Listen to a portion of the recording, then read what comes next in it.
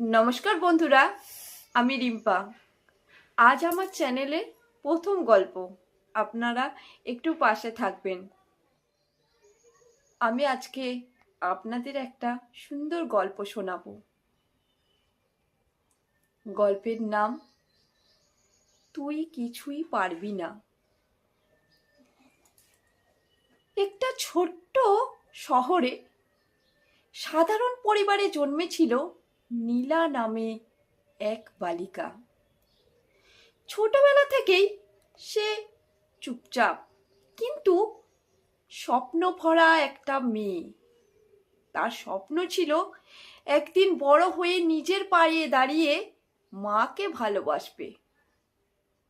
কিন্তু তার স্বপ্নটাকে কেউ গুরুত্ব দিত না। স্কুলে একদিন সাংস্কৃতিক অনুষ্ঠানে নীলা একটা কবিতা বলবে ঠিক করলো, অংশগ্রহণ করলো।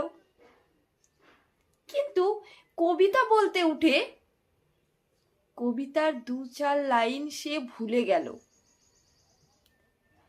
যখন স্টেজ থেকে নেমে আসলো তখন তার সহপাঠীরা তাকে বলল, তুই পারবি না, তোর দ্বারা কিচ্ছু হবে না। স্কুলের শিক্ষকও বলল, তুই খুব সাধারণ মেয়ে, তুই পারবি না, তোর দ্বারা কিছু হবে না। কথাটা যেন তার ছুরি হয়ে বেঁধেছিল মনে। সেদিন নীলা বাড়ি ফিরে দরজা বন্ধ করে কেঁদেছিল। মনে হয়েছিল হয়তো সত্যিই সে কিছু পারবে না।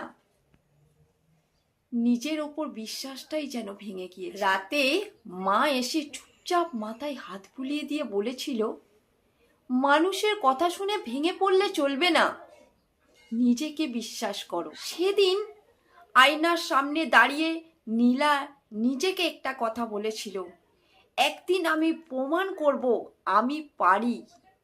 তারপর শুরু হলো বদলে যাওয়ার গল্প। সে আগের থেকে দ্বিগুণ পরিশ্রম করতে লাগলো।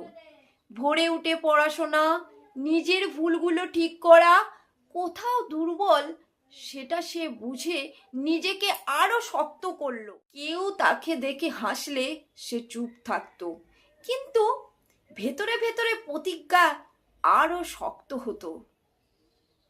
পরীক্ষার ফল বেরোনোর দিন নীলার নাম সবার ওপরে। যে শিক্ষক বলেছিল তোর দ্বারা কিছু হবে না, তুই কিছু পারবি না,